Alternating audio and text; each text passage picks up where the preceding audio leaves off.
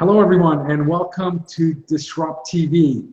My name is Vala Afshar, Chief Digital Evangelist for Salesforce and your co-host for the next hour. We welcome you to follow us on Twitter at DisrupTV Show. Send Ray and myself and our distinguished guests questions, and we'll try to answer live in real time. And use hashtag DisrupTV. It's my pleasure to introduce my co-host, Ray Wong, CEO and founder of Constellation Research, best-selling author of Disrupting Digital Business, regular contributor to Harvard Business Review, Forbes, and ZDNet, and one of the best follows on Twitter at RWANG0. Welcome, Ray. Hey, thanks a lot. And I'm joined here with my co-host, Vala Afshar. And if you haven't followed him at the Huffington Post or on Twitter, you're missing out. He's one of the top CIO, CMO, both influencers in the marketplace. And I just found out yesterday, I didn't realize you are a patent holder. You even have your own patent as well as a distinguished author. So welcome to the show, everyone. Who do we have today? Who do we start with? You want to talk about crazy looking background there? We've got one of the most influential people in media and social. Mark Fidelman, CEO of Fanatics Media, is our first guest. Mark is the CEO of Fanatics Media, a full-service digital marketing agency with a focus on B2B and B2C influencer marketing. Mark has been named 2016 top 20 influencers of CMOs by Forbes magazine, a top 25 social media keynote speaker by Inc. magazine, and a Huffington Post top 50 most social CEO. Last time I saw him, he was chatting it up with Mark Cuban and other incredibly influential business leaders. Mark writes the socialized and mobilized columns for Forbes and is the author of the book Socialized. He also hosts a popular marketing YouTube channel at YouTube/Fanatics Media. His experience includes more than 2 decades of technology sales, marketing, and customer experience with several Fortune 100 companies. His book, Socialized, regarded as the playbook for building a social business. The book has been endorsed by companies like IBM, Microsoft, Salesforce, and SAP. He's globally recognized thought leader on the subjects of social business, mobile business. He has interviewed hundreds of global 3,000 CXOs and speaks and writes regularly about the impact on today's business. Another incredible follow on Twitter. You can follow Mark at Mark Fidelman, MarkFidelman. Welcome, Mark, to DisrupTV. Thanks, Vala. There's nobody that compares to you on Twitter, though, especially in the B2B space. So I'll just let that be known. I appreciate it. You're too kind. You're too kind. He is crushing it. I definitely have to say. I mean, watch his follower count from the last 2 years. It's like a doubling explosion from like 100 to 200. So we'll have to embarrass Vala. But on your end, though, look, this B2B influencer marketing game keeps changing, right? And what are the hot trends? What makes the influencers influential? You've been studying this for almost a decade. What makes them influential?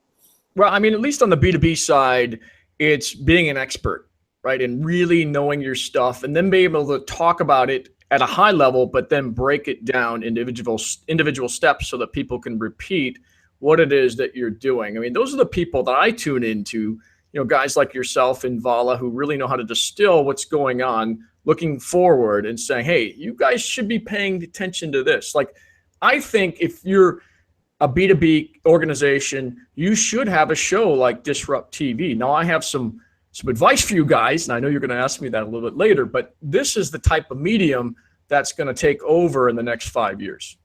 Got it. But hey, what I really want to know is, like, what do influencers do to stand out? Like, there's stuff people used to do 5 years ago that no longer works anymore, right? What's important to you? Like, what are you looking for, and how do you know someone is really an influencer? Actually, there's a really funny thing going on with, like, who's a top CMO or influencer or not. That's kind of funny discussion if you've been watching the sidelines on Twitter. But my point being is, who's really an influencer?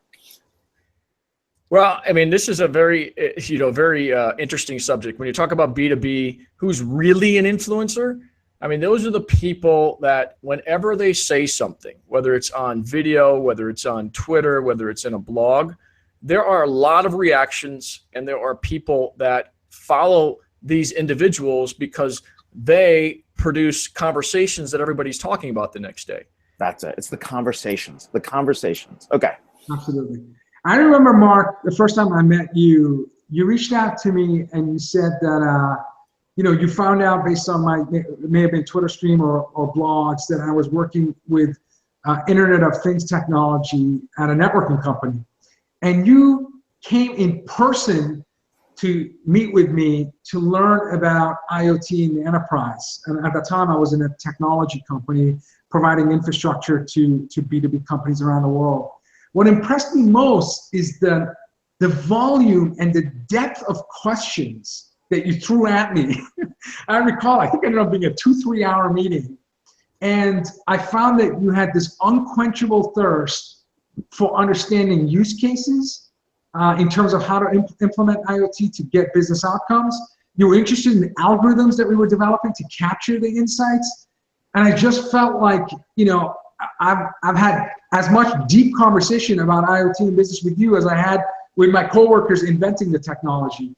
And then you ended up writing about the story, and I really appreciate that. But my sense is that your method of influencing is, as you said, really becoming a deep subject matter expert and proactively reaching and connecting with experts and really making sure that you understand not only their vision, but what they're doing right now to achieve results.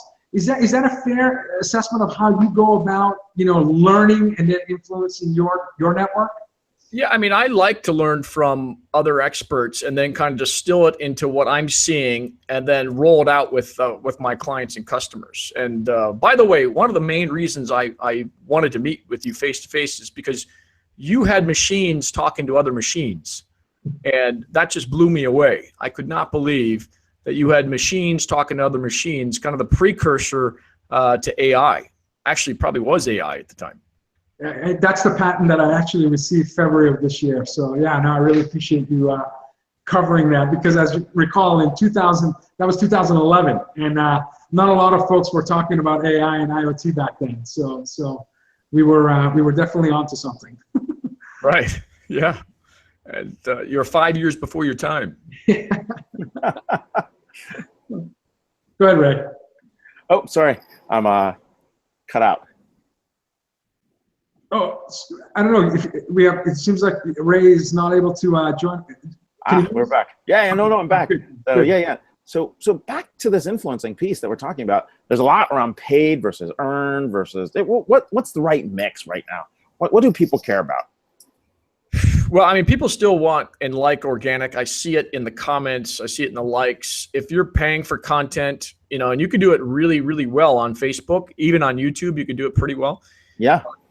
If you look at organic versus paid, and we do both, organic is going to give you the better engagement. And the simple reason is because that organic traffic is there because they're either following the influencer or they're very interested in the subject matter because they search for it.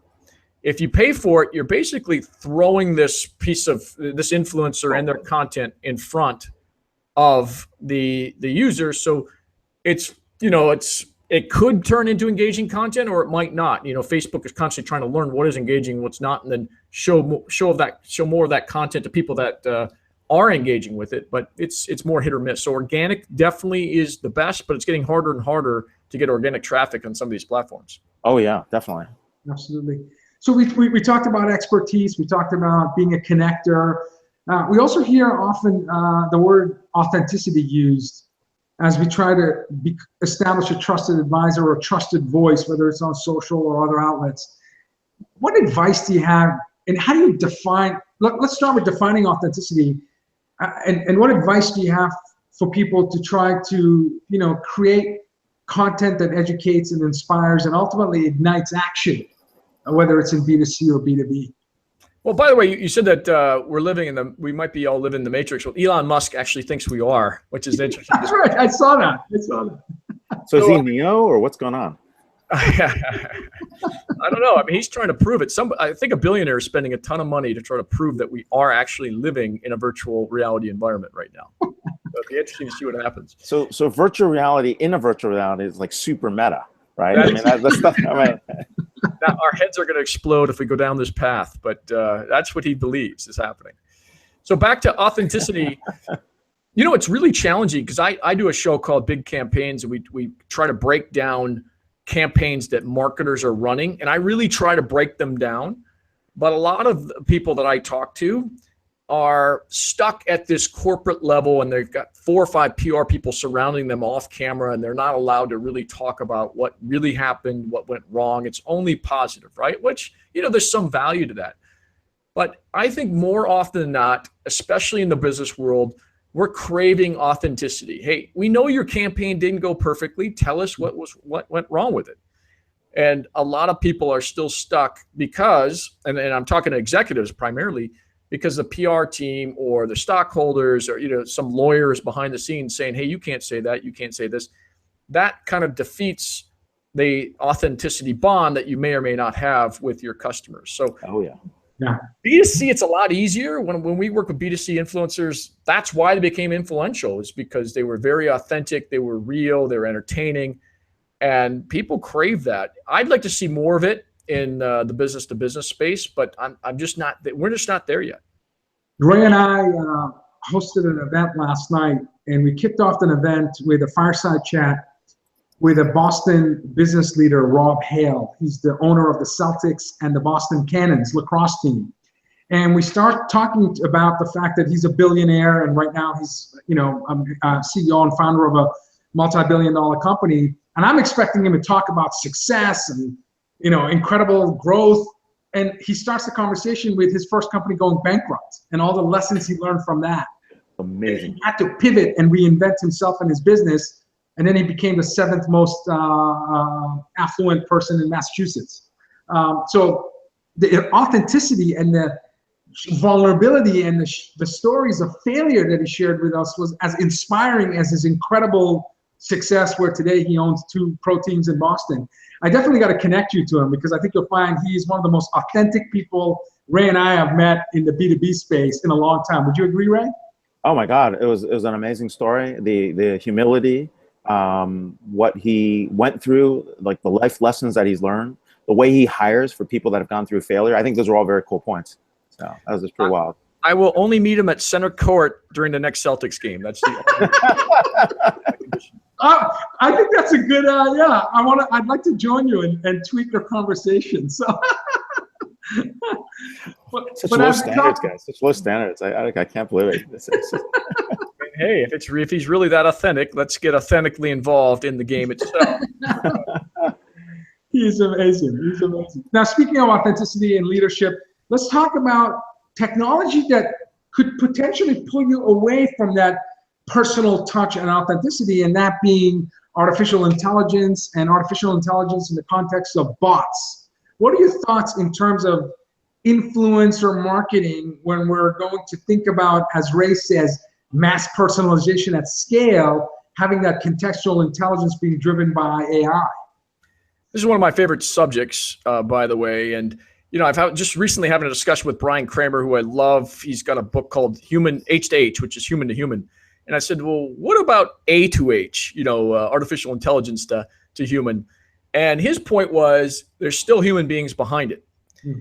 And so that made me kind of think about, this question is, what is going to transpire with AI and specifically with bots as we go forward? But what we're doing now and what we're seeing today is that bots, at least on Facebook and Slack and some of these other platforms, are just a big, long, what if, choose your own adventure type of thing, where a human is putting all of those things in place. The AI, if there is any, is in the background doing research and surfacing things it thinks it might be. There's a probability that it might be interesting either to the person engaging the bot or to somebody that's managing the bot.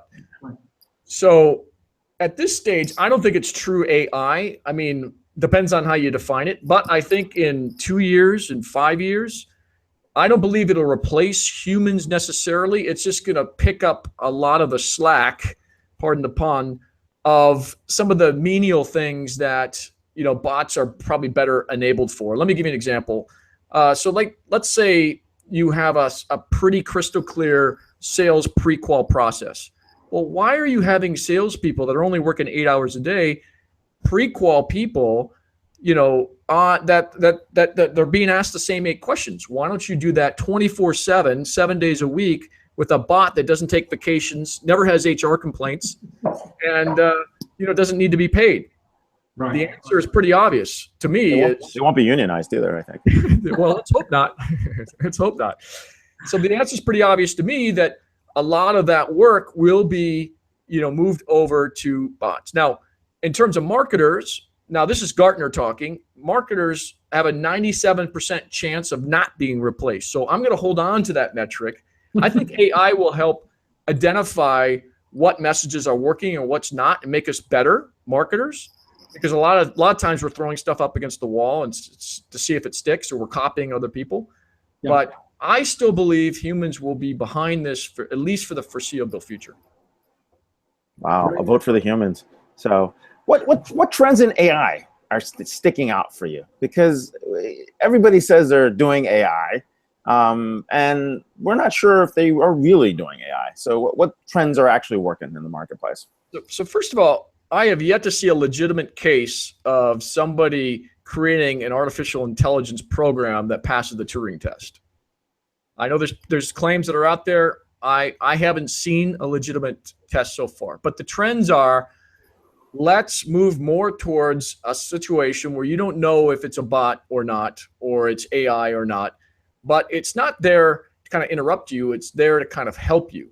So you're going to see in the next year, I mean, I've got a big infographic. I don't know, Vala, if you've put this out on your Twitter channel, but all of the companies that are going after the AI space and all what they're doing, it's kind of broken into segments. It's a very cool infographic. There's like 2,000 companies that are approaching the space.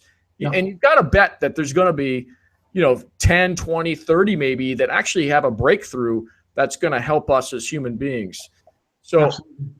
The trends, I think, is we're trying everything right now, and eventually we're going to find a situation where it's true AI, where you don't know whether it's a human or not, but it's there not to interrupt us. It's there to support us. Yeah, PricewaterhouseCoopers framed it into 3 models: assistive intelligence, augmented intelligence, and autonomous. And autonomous, they reference like NASDAQ today, I think 75% of trades are done without any human intervention, fully autonomous.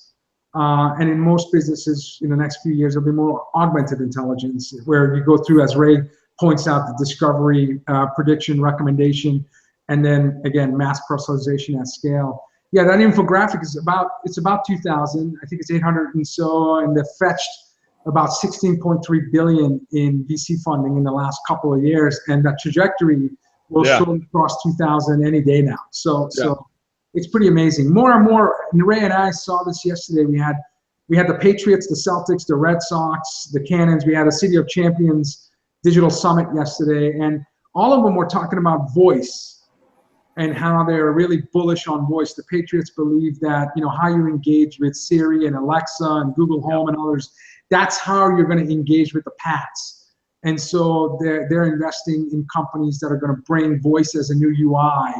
And for your in-stadium experience, as well as you want to purchase tickets, you just, you go to your Echo and you say, get me courtside seats Celtics.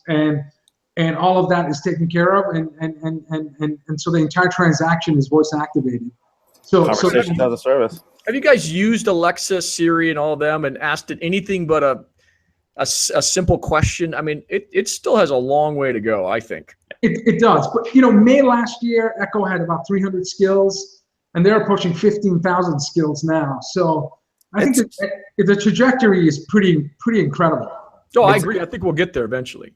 For sure. Well, you should, at every podcast, you should be saying, buy my book. Alexa, buy my book.Alexa, check out. You'll be fine. It's good. It's how you get to like a bestseller status. I'm best-selling authors here, so I'm sure you guys know how to do it.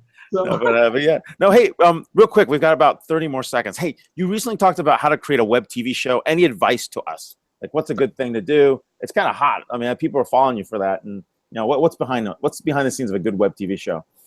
Well, do you want me to talk specifically about yours or just in general? No, just in general. We'll take our advice off the air.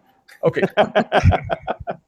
So first of all, I think this is the hottest thing going. There's a lot of businesses that are afraid to tap into this, but if you've got a show and you're bringing on guests and those guests are your potential customers, it's a good chance that those potential customers are going to turn into customers. That's what I found personally. Mm-hmm. So I think, first of all, you should have a show. Now, what makes a good show? A good beginning, a good ending, a great host. It's got to be somewhat entertaining. You don't have to be a clown. You don't have to be funny. It doesn't have to be a comedy show.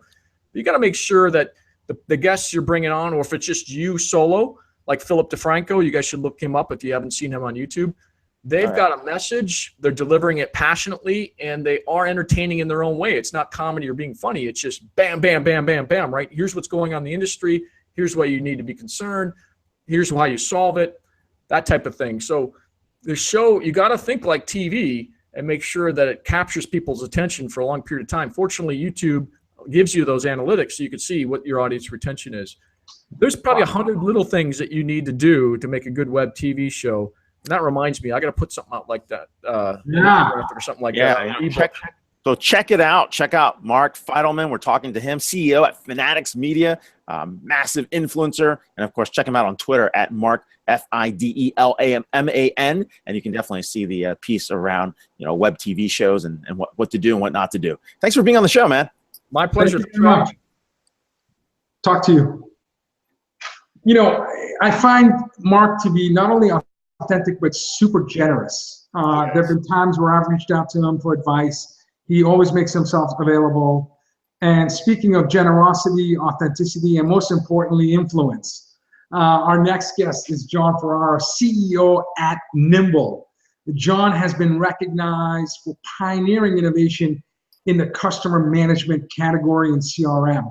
Prior to being a founder of Nimble, John was the creator and co-founder of an award-winning customer management product called Goldmine.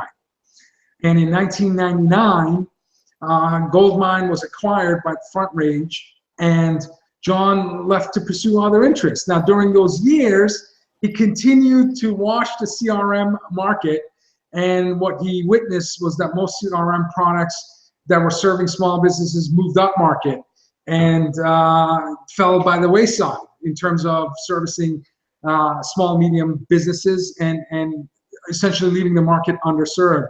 And it was at that point, John decided to create the next generation CRM product for small business, and that was the birth of Nimble. He's one of the most social CEOs and has been recognized as one of the most social CEOs on Twitter and many other platforms.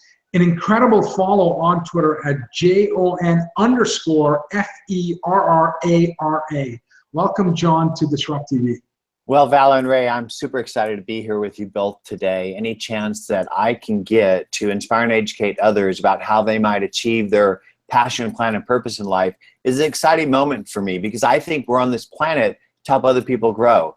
And I think that if you can find ways to help other people grow at scale, you could build a gold mine. And I kind of know that I did. Darn, I told you, no product placements. No, no, but hey, anyways, we all started in the social business era, right? Let's put our heads back somewhere in 2007, 2008, things were happening. Social was just starting to take off, right? And we're still talking about it. So let me ask you a very, very sensitive question. Is social business dead, or is it resurrected under a different name? Or what is it at the moment? You know, Ray, the thing is about social is just like when the internet first started. Do you remember when everything was I this and E that, E toys and icon? Cyber, baby, cyber. Right? And now nobody talks about the internet. It just is there, right? It's like the plumbing in your house. When you turn on the faucet, you don't think about the recirculation pipes and the boilers and all that. You just turn the water on and expect it to run.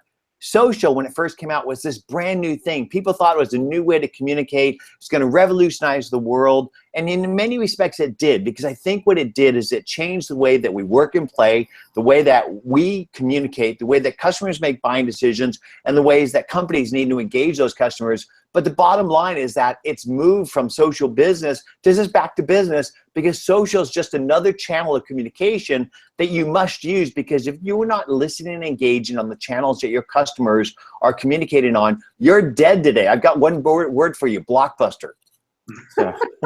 So it's a must do, right? I mean, it's just, we got lots of channels. You have to be in this channel, or else you're totally out of it. I mean, today they talk about social selling. Please. Business sales has always been social. People buy from people they like, know, and trust. And so social is the way that business has been run since the beginning of time. It's just that social is a new way of having conversations on different channels, but it's the same protocol. So all the lessons that Zig Ziglar, Dale Carnegie, Napoleon Hill, Brian Tracy, all those people taught, today people are just regurgitating these ideas, but labeling social on top of it. So basically, social is going to disappear from the vocabulary, and it's just going to be back to simple business. But what I do believe is that sales is going to transform from that 4-letter dirty word to a service, because I truly believe that sales is a service. Sure, absolutely. I reminded an audience, we had a digital summit event, that Blockbuster in 2000 had an opportunity to buy Netflix for $50 million, and they walked away from the deal. Of course, seemed pricey at the time. I mean, yeah. who would have known? Yeah, and today they're what, 72 billion market cap. So anyway, yeah, you have to seize the opportunity but it requires a little bit of foresight. No, so but John, you know, you talked about some great management gurus that talked about the importance of collaboration and being interested and customer facing. But I know plenty of people that are social in terms of they're inviting, they're humble, they have a beginner's mindset, but they're not actively social, leveraging modern platforms and social networks. What advice do you have for individuals that you know are good people, they're smart, they're generous, but they still haven't, you know, engaged on digital channels, scaling their ability to reach and connect and help you know, others grow?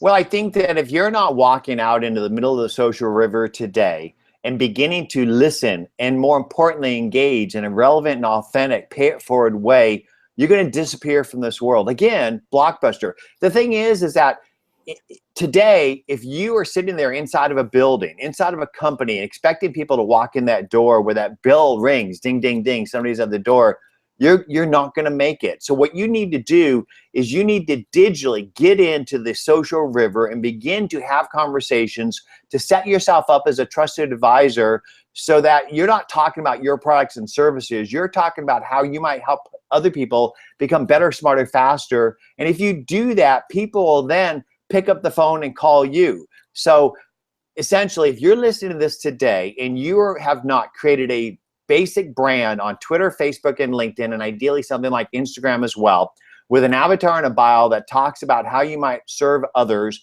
and begin to share content on a daily basis, and not just content about your products and services. Stop talking about your products and services. Nobody cares.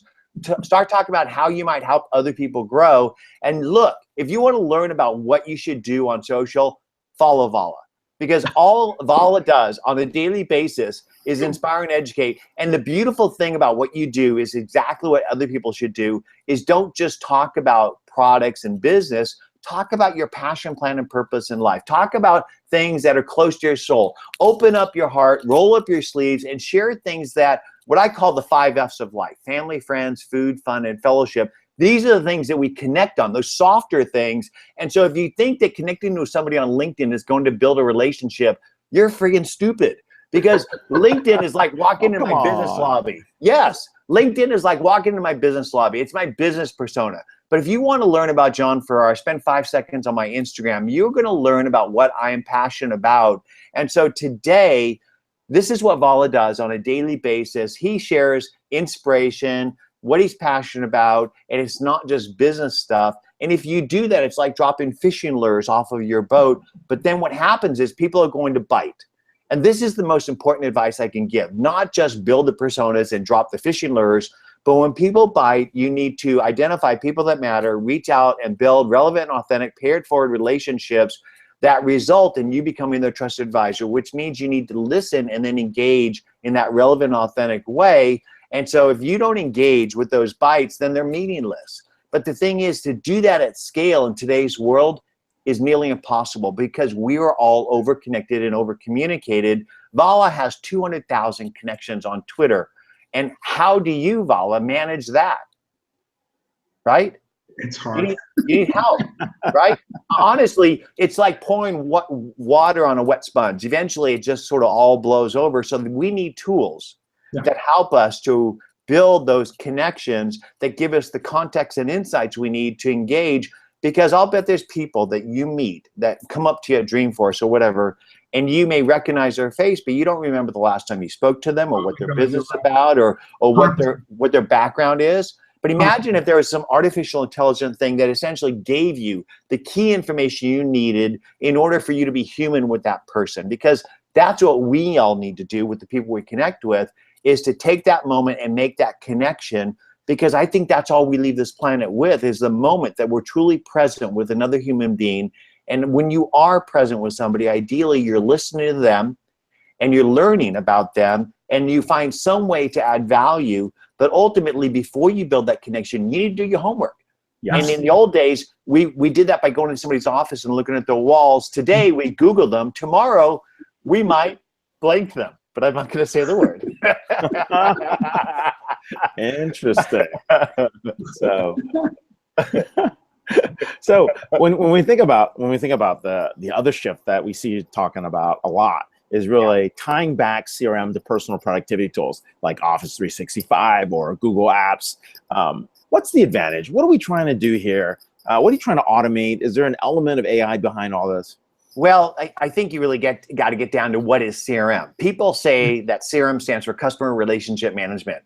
I think that's just a crock, because Customer Relationship Management means relationships. Really, CRM stands for Customer Reporting Management, because it's plumbing. It is a machine that tracks what your salesperson did, who they did it with, and what the possibility of outcome will be. That's not a relationships. Relationships happen the place they have communications.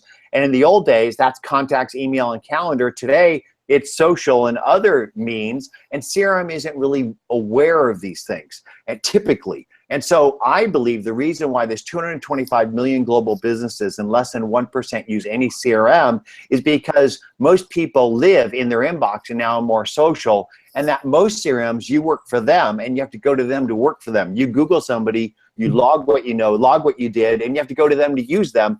And we all live in Office 365 or G Suite today.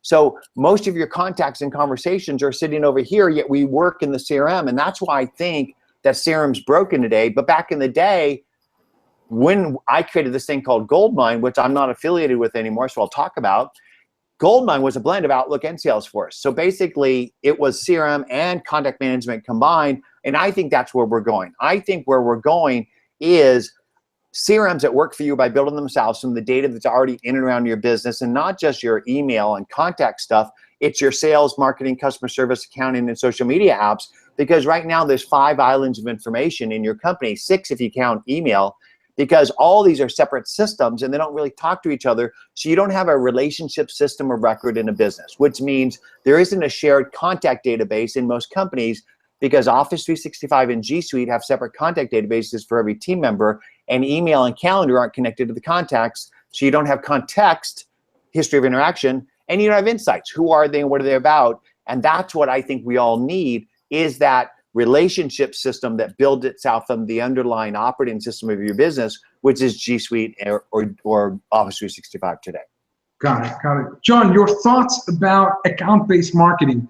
It's certainly one of the more prominent topics that I hear when I engage with CMOs and marketing leaders. What are your thoughts about account-based marketing? And also mobile marketing seems to be another area of growth that has folks building their investment thesis on making sure that whatever campaigns across whatever channels is a mobile first, and in some instances mobile only model. What are your thoughts? Well, I love all the acronyms, right? Account-based marketing, SDR, all these different things. But if you go outside of the tech Kool-Aid drinking coast to the rest of the world, right? 'Cause we all live in the tech Kool-Aid drinking coast, where there's market automation. Let's say MailChimp to Marketo, CRM, let's say Nimble to Salesforce. There's sales intelligence, Inside View, LinkedIn Sales Navigator, or Nimble. And there's sales enablement email tracking, Yesware, TADAP, SalesOft. If you think about all those different tools that you need to buy in order to automate the sales and marketing technology tech stack, each of these tools is $50 to $150 per rep per month, and they don't even talk to each other. And then you got to hire somebody for $50,000 and $100,000 a year to run all that stuff. And most of the people outside of the tech Kool-Aid drinking coast don't know what I'm talking about. They don't know what those acronyms are, Vala. And so what I'm doing is I'm talking to the rest of the world out there that maybe doesn't know that account-based marketing means targeting specific accounts and blending sales and marketing in order to have them cohesively work together on those accounts. And I do believe in that strategies. I'm going to share a story with you. So We recently landed a deal where Microsoft is bundling Nimble with 50 million Outlook mobile handsets and 100 million Office 365 users, this new freemium add-in to Office that delivers insights. How did we get that deal done? Well, they asked me to come and speak at WPC 16, which is their conference. I imported a Twitter list of the previous year's influencers, and I put them into this thing called Nimble, and I did a one-to-one outreach of 200 of the people that matched the criteria out of the 4,000 and generated 50% open rate in 25 meetings, which resulted in a series of conversations across the entire organization, where now Nimble is probably the most engaged ISV at Microsoft today, and they just signed a reseller agreement where they're reselling Nimble with Office 365 through their VARs. How did we get that done? Account-based marketing. And we didn't just go after a sales rep. We went after executives at the top, product managers in the middle, and then the people that manage the different parts of their business cycles. But to get that done, you don't pick up the phone and call those people.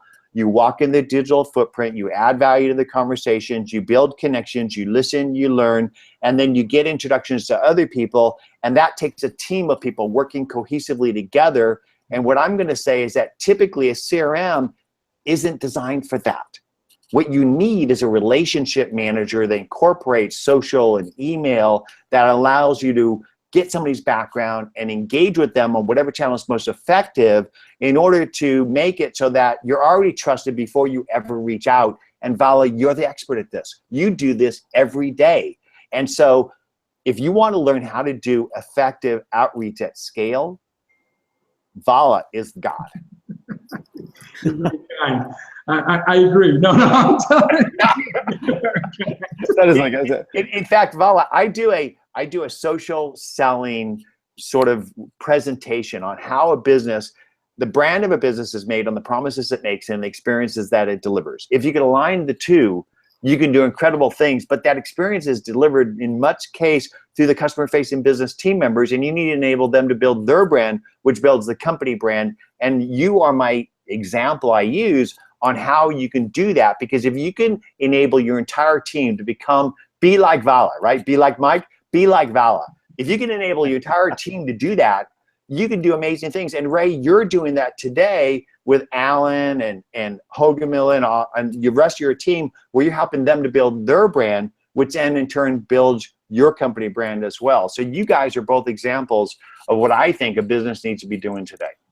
I don't know. We're just hacking it until the robots take over. So real quick question here. What does the shift to AI mean for you, and what's about to happen? So are the robots going to win? Are we still in the matrix, which we were talking about earlier? Or, you know, what's going on here? You know, I'm kind of aligned with Mark on this. I truly don't believe that AI has gotten to that sort of autonomous thing where they can take over. That I think they could suggest stuff to us and help us and assist us. I do believe that the voice stuff is amazing. Now, when I can call a company up and not have to sit through talking to a human where the voice can actually properly take care of things, that's amazing. But I truly believe that the more digital we get, the more human we need to be. Shout out to Brian Kramer. And that for you to stand out from the crowd today, you need to apply that human aspect to your company. But because we are also over-connected, over-communicated, we need help with that, because stuff falls through the crack. Imagine if you had something that looked at all your email, all your social signals, applied business intelligence on that person and their company, and then surface the most important signals to you that you can then do that human thing. So we all need that assistance, but I don't think it's just applicable to sales. I think that every person at a business is in sales and marketing and in support and in product, and that we all need to be on that wall engaging effectively as a team. And I think that's one of the biggest problems with CRM is it's used for prospects and customers, for sales and marketing. But ultimately, everybody in the customer participates in the conversation with the people around your business. And I call it the sustainable garden around your business, because at Nimble, we connect with editors, analysts, bloggers, influencers, third-party developers, investors, advisors, and prospects and customers. And everybody on our team participates in that. And the problem in most companies is they have separate platforms for each of those departments. They don't talk to each other, and there's no one system of record of relationship for a business. And I think that's where we're going. is that universal relationship system of record that automatically builds itself and then works with you everywhere you work. Because if I am in Twitter, if I am in my CRM, if I am in Outlook, if I am on a Forbes article, I want to know who Vala is. I want to know if anybody on my team knows him, and I want to walk into your digital footprint, and I want to be able to connect in whatever channel I can. And that, I think, is not necessarily AI. It's just more effective bringing these things together. AI is coming, not quite there yet. We are live here with John Ferrara, CEO at Nimble. You can follow him at John_Ferrara. More importantly, you can get some very interesting pictures of some good food, some good trips that are going on right now between New York and Philly. So thanks for being on the show, and thanks for being live from wherever you are. I think it's Philly, right? Yeah, Philly. Ray, Vala, always a pleasure to connect with you both. Thank you for being dear friends and supporting my entrepreneurial journey. Thank you, John. Thank you so much. Bye-bye. Boy, John dropped a lot of science on us in that 20 minutes, Ray. And he was very kind. Thank you so much for your compliments. And, you're coming from one of the most social CEOs, that means a lot. And it's great. It's great. We have what I call the cleanup hitter spot. And we bring our final thought leader influencer to hit a grand slam. In this case, we have the first ballot Hall of Fame into DisrupTV as a multiple guest appearance. Holger Mueller, Vice President and Principal Analyst at Constellation Research. Holger's research coverage includes next generation apps. Don't worry about it. Yeah, no, I have to. You're there's so nothing to clean up. I mean, Mark and John were so good. Everything's shiny and pristine. I can only make it worse. I'll ruin the show. We gotta do the intro. Follow Holger on Twitter at HOLGERMU. And okay, so Holger, I saw the Twitter stream. You were actively engaged with our first two guests. What are your thoughts in terms of influencer marketing, AI, and what you heard with our first two guests? No, I think it's great because if you want to do business, it's all about reaching more people, and reaching more people has never been as cheap as it is today. And you can automate that, right? You don't have to have people folding in flyers into envelopes to send them out, writing by hand on there, right? Whoever was the first catalog in the US Spiegel or something, right? So this is why marketing is so important. But then you have to close that deal at scale, right? That's where John comes in, right? You can find the gold mine, pun intended. So I think it's going down the supply chain. So now, if I was a supply chain guy, how to fulfill all that, right? You would have covered it all, right? Unfortunately, not my coverage area so much, but great thoughts from both of them. And like I said, nothing to clean up.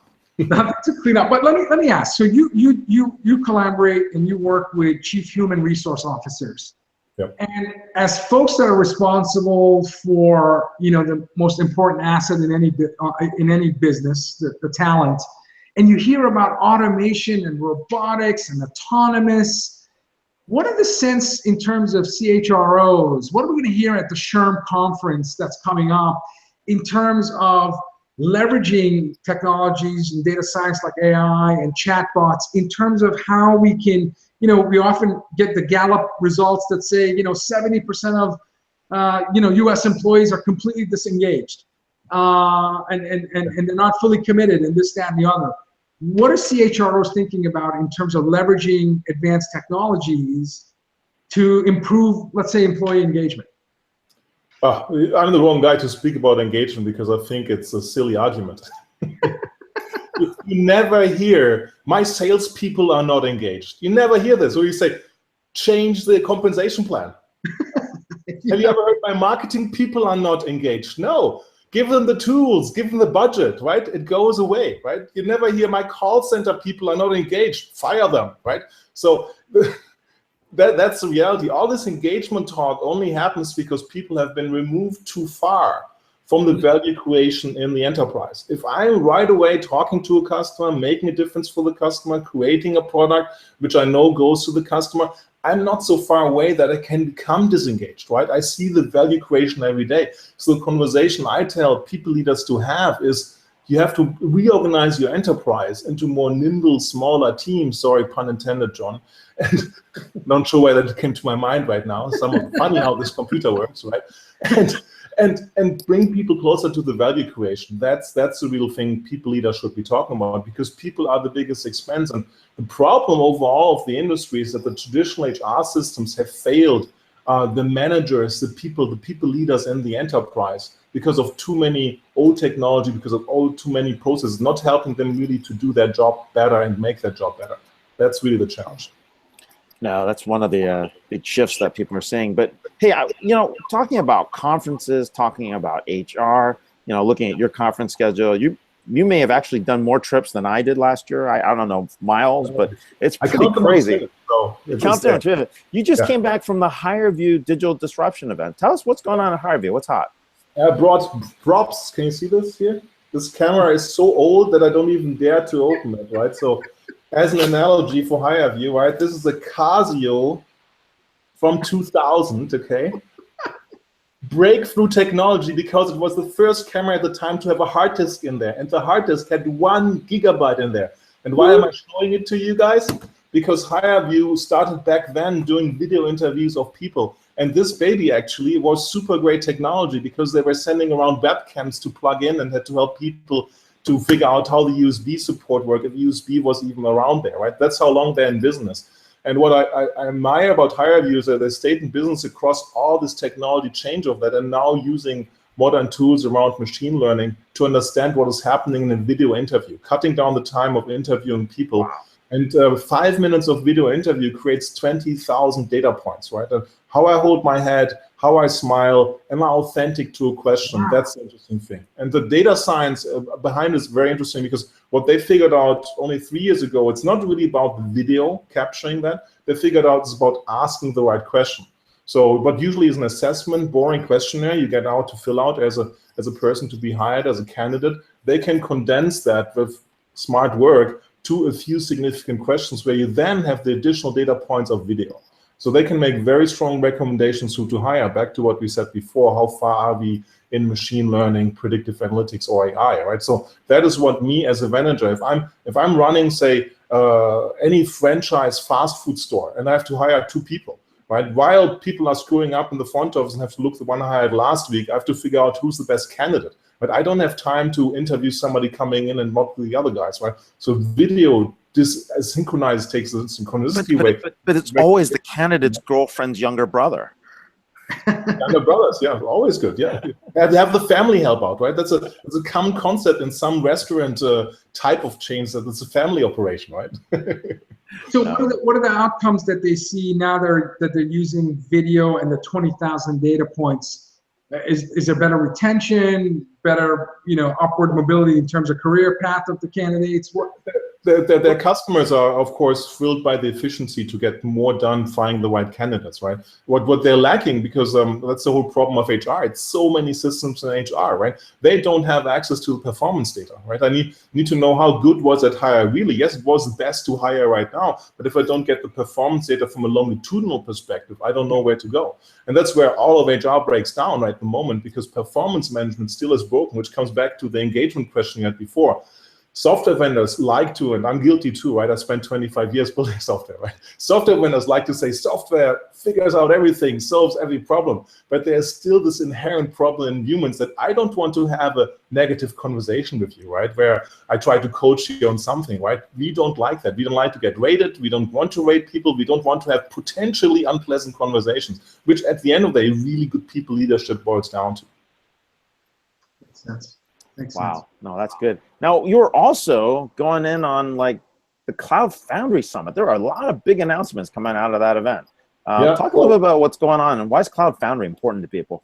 I was going to wear this shirt for swag, but I couldn't find this voucher to get it in the list. So all I brought you is a cheap sticker. The price for Cloud Foundry. Isn't there a T-shirt that says that? He's got his Golden State Warriors shirt, right? Yeah, finally you notice, Vala. Finally, the off here, like, yeah, go Warriors. You're always, fond of champions. I love that. I love that. No, he's not begging for Celtics courtside tickets. It's basically what's going on here. I saw my first Warriors game in '95. That is awesome. That's back when they were NBA. So cheap. $5 for lower ring seating against great teams. Is anybody going to dethrone this team in the next couple of years? They look like they're going to be repeat champions for some time. it depends who stays there, right? I mean, we saw they needed a Kevin Durant to make it work, right? And then it's injuries, right? Injuries. If we were lucky that this was a finals where all the best players were playing, right? That's so seldom, right? So it's an attrition game. I like how they try to get better. I loved how LeBron shed 20 pounds or something, right? He looked like a different LeBron, right? Trying to reinvent things and do things better, but it's going to be an attrition game, and we'll see who the Cavaliers get, or who's going to get the moribund Eastern Conference to play good basketball again, right? Who wants to see this? We just lost all our Celtics viewers. All right. We did. Boston yesterday. But talking about the contact thing that John talked about, right? The social thing is still broken, right? I'm in Boston yesterday. You were in Boston yesterday? He was in Boston. Yes, I thought, okay, I'm not going to try to get finally some real-world meeting with you, Vala, because I landed on a red-eye. This was delayed by United because there was no water on the plane. Have you heard this? No water on the plane. That's a new one, okay? So I landed at 7:30 and had to leave at 4, right? But if I would have known before that you have an event there, I mean, I would have rebooked my flight to a later flight. But that's how social is broken, right? This is how crazy it was. The people he was meeting with, I saw at the lounge. Exactly. Because there's only so many lounges and so few airports, right? So you want to do the same people. And who would have known I rebooked on Lufthansa, you know, all plausible places. I mean, so keep giving the props why I was in Boston, right? So here's a quiz for you. It's really bad, I know. How does it look? What is this? What is this? Friday afternoon? Shamu? Yeah, you're right. Sorry. So my youngest daughter has over 250 stuffed animals. I couldn't find the one which looks like a fish named Wanda. And Wanda is the digital assistant of Unit 4, which was the animal summit I was at yesterday, right? So I know this was far-fetched. This was my 4th event. I was totally out of funds and out of time to find the right exotic fish which looked like the fish in the movie. But the exciting thing about Wanda, talking about AI, is, right, that this European, who would have thought that, Netherlands-based company managed to build the first digital assistant and ERP product on Microsoft technology faster than Microsoft themselves. Wow. And they have this whole vision of a people-driven architecture of self-driving ERP, taking away all the low-value repetitive tasks which should be automated, and augmenting, like we said before, John said that, augmenting humanity by having humans the chance to really focus on what they do. And the really cool thing is they started with that architecture 2 years ago, and they're probably sitting on the most modern ERP architecture out there. And their main ERP product is going to be on that by the end of the year. And they have some very interesting acquisition-based pieces and professional service automation in higher education, where they bought a company called Three Rivers over here. And last but not least, about an interesting in-memory German-based company called Prevero, which can do from the performance management side. So a really interesting company to look at. And by the way, 50% owner of Financial Force, which is much more familiar to people, right? So look at the boring ERP place of doing some very interesting things. That's awesome. Holger, what are you going to mainly focus the next 12 months, your research focus? Well, in terms of technology? I probably need to write more, but my overall theme is enterprise acceleration, right? How can companies become faster? Right? I have to be acceleration in terms of what? New business model innovation, product innovation? Like, what do you mean by acceleration? No, I let other people do this, right? How does a company respond? We decide we have to change digital model, business model. How can we move faster towards it? What does it take? Right, and it takes my research areas, it takes people, right? Biggest expense you have, biggest skill challenge we have, biggest engagement problems we have, and it takes software. Because frankly, the software that we have right now, coming from all the usual suspects, not going to name them right now, it's all based on optimizing on last century's best practices, where IT computing was limited, right? Where storage cost something, right? We still build relational databases, which were, I'm not going to quiz you, invented to save disk space, right? Disk space for watching us for the rest of our digital exhaust of our lives it's cheaper than watching us, right? So disk space doesn't cost anything. And then here comes the next prop, right? Who is this? I had him on the show before, guys. Come on. I don't know. Hadoop elephant from John Cutting's son, right? This is the revolution, guys. And this is why, because I was at Tortenberg, so I'm going to use a neutral elephant, right? I'm not going to use the duck cutting one, right? But still, it's Hadoop, and Hortonworks uses Hadoop too, right? And that's the revolution which we're seeing on the big data space. And for the first time, you can store all the information that you want without knowing how to analyze it, right? And that's what powers AI, which we can get to next. So Hortonworks had a big event this week too with digital work, something our friends, colleagues, Doug Henshin and Chris Canarukas wrote about this. And they had a big partnership with IBM, just as the Monday news, right? Where I was on Monday. Wow. Wow. So Holger, if you ever decide to, honestly too, because I'm in big partnership, it's really boring on the PaaS side to a certain point, because Cloud Foundry really has won this. There's only one company holding out, not having fully officially endorsed it. The second last one was Microsoft, who's now fully endorsed Cloud Foundry as a gold sponsor of the foundation. And you can run Cloud Foundry-based applications across all the major cloud infrastructures. The only one missing is Oracle right now, and I'm probably they're going to get in the fold too. So, I just received breaking news from Guinness. You have the most props ever in a 20-minute segment on any live video stream ever. For you guys, right? So what shirt am I wearing under the Warriors shirt here? What is What's my soccer team? Come on. Why do I wear red and black shoes? Come on. Ray, come on. I am the least proficient in football. AC Milan. Come on, guys. You know Real Madrid, right? The company who has won the most other European titles is AC Milan, and they're coming back. They have new Chinese owners. They're spending like drunken sailors, right? So this is why I wear. You only hear in DisrupTV. It's not a secret if it's said here. This is why I wear red and black shoes. There's nothing to do with any vendors who have red colors or so. I always wondered that. So are you sad with John Luigi going away, or what's the deal? Oh, you've been studying up. Excellent. Yeah, but the most exciting goalie that has been Italian, maybe European soccer. 17 years old, first starting goalie in the Serie A, first national goalie. And he might be going away because those Chinese owners don't know how important goalies are next year when his contract expires. So back to the question on the NBA, which you can relate to, right? It's all about keeping people together. But if you want to see an exciting goalie, Google Gianluigi Donnarumma, totally unfriendly name. Amazing young goalie who likes to jump and fly. So if you want to see great saves, look for him. It's going to be fun. Remember that name with you next time when I'm on DisrupTV. Did you play football? Did you play? Only in the street. I'm a person who plays with my hands. Volleyball is my passion. If you analyze my Twitter stream, you see mostly when I cover beach volleyball events. That's really my passion. That's awesome. Well, now you know why you're first ballot Hall of Fame at DisrupTV. And by the way, if any one of us are ever absent, I would highly recommend you as a co-host. So let's put that out there. You're terrific. Might happen sooner than you think. I don't know. Given my flight schedule, you never know. So, not helping internet connection and so on. Yeah. So. Oh my God. Well, hey, we have been following with Holger Mueller, Vice President, Principal Analyst at Constellation Research. You can follow him at HOLGERMU for interesting tweets, for travel around the world. He's probably got more trips at Constellation than anybody else I know, and definitely someone that knows enterprise software in and out. Thanks for being on the show, Holger. Thank you, Holger. Thank you. I love the props. I love every time he comes on. He's not only one of the smartest people that we both know, but just incredibly personable and generous. So just great karma. It's awesome. Clients love him. Clients love him. It's just amazing. Yeah, I don't know anybody that doesn't respect and love Holger. So, and now I know why he wears red and black. So that was because he always has the coolest sneakers at your events and bright red, black. And I just didn't know why.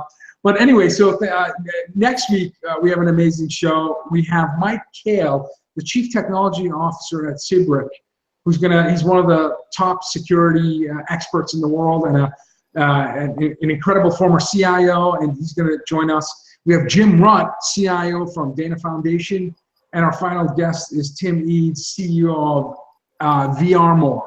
So we've got a CTO, a CIO, and a CEO. What are we talking about that's so hot these days?